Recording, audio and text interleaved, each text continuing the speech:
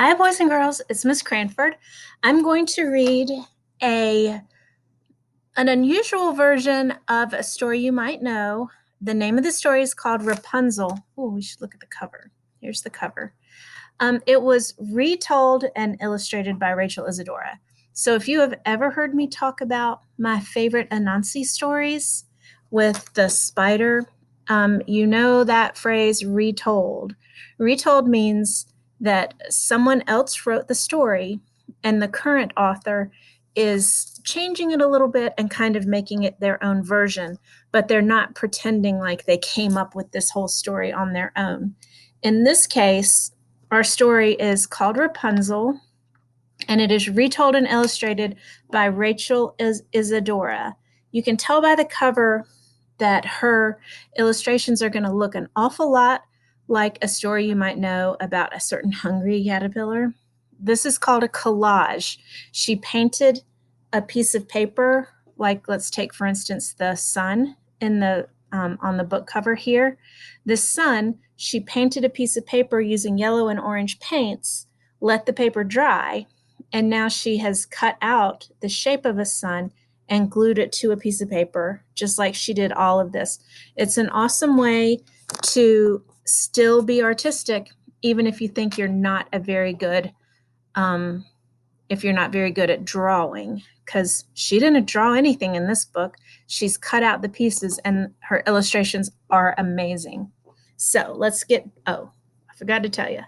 Another thing that she changed in this book is the setting. You'll notice that this story does not take place in the woods like the movie Tangled or any other of the stories Rapunzel that you might have read. So let's take a look at this story, Rapunzel. The first people to write this story were two brothers. Their names were the Brothers Grimm.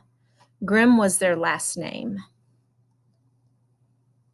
But you're going to find out some of these stories are a little bit grim, Grim, which means not particularly happy. Some sad things happen in here. All right, let's get ready to go. Once there was a man and a woman who longed to have a baby. Finally, their wish was granted, and the woman came to be with child. Next to their hut was a garden full of beautiful flowers and herbs. However, no one dared to go in it because it belonged to a wicked sorceress. One day the wife saw fresh Rapunzel growing in the garden and had the greatest desire to eat some. With each passing day that she couldn't have any, her desire grew, and she became very ill. Let's look at this word Rapunzel right here. Oh, sorry. It's with a lowercase r. That lets me know that that must be some sort of plant. It's not a capital R as in someone's name. And here's the window. Miss Courtney, please.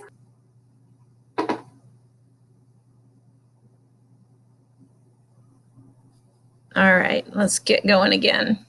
Her husband asked, "What ails you, dear wife?"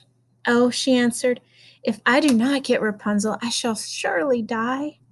The man decided he must get some, no matter what. So that evening he climbed into the garden and quickly grabbed some. The Rapunzel tasted so good that now the wife wanted even more. Once again, the husband climbed into the garden,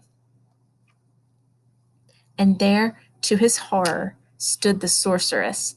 "How dare you come into my garden and steal my Rapunzel? You will pay for this," she said. And the husband begged for mercy and explained that his wife would die if she did not have any. "Well, then, you can take the Rapunzel, but you must give me the child your wife will soon bring into the world," she told him. The man, in terror, agreed. When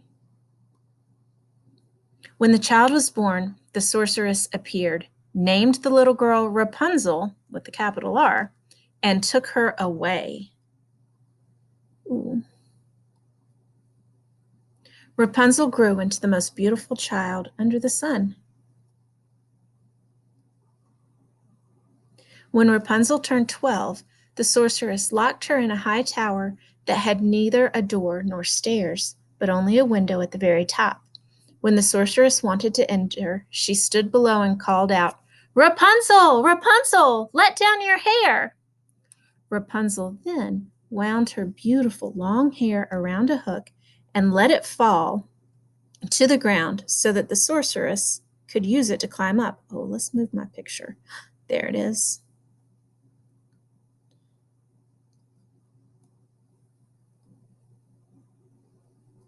A few years later, a prince was riding by the tower when he heard a song so lovely he stopped to listen. He saw Rapunzel in the window and fell in love with her. He wanted to climb up, but he found no way to do so.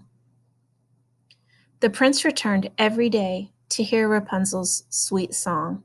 One day he saw the sorceress approach the tower, and he hid behind a tree to listen. "Rapunzel, Rapunzel, let down your hair," she called out, and he watched as the sorceress climbed up to the tiny window. The following day, the prince went to the tower and called, as the sorceress had done, "Rapunzel, Rapunzel, let down your hair." The hair fell down, and the prince climbed up. At first, Rapunzel was frightened, but then the prince spoke kindly and explained that his heart had been touched by her singing. Rapunzel lost her fear, and when he asked if she would take him for her husband, she said yes. They said their vows of marriage in the tower and agreed that the prince would visit every night, for the sorceress came by day. The sorceress did not find out about the prince's visit until one day Rapunzel said, "Please help me with my dress. It seems to grow tighter every day." "Why, you thankless girl," the sorceress cried, realizing that Rapunzel was with child. "I thought I had separated you from the world, but you have tricked me." She grabbed Rapunzel's hair and snip, snap, cut it off. Then she took poor Rapunzel into the wilderness, where she left her all alone. Oops. Okay. The sorceress returned to the tower and tied that cut-off hair to the hook of the window. When the prince came and called out, "Rapunzel, Rapunzel, let down your hair," she let down the hair. The prince climbed up, but instead of his beloved wife Rapunzel, he found the evil sorceress. "Aha! You have come for your dearest, but you will never see her again."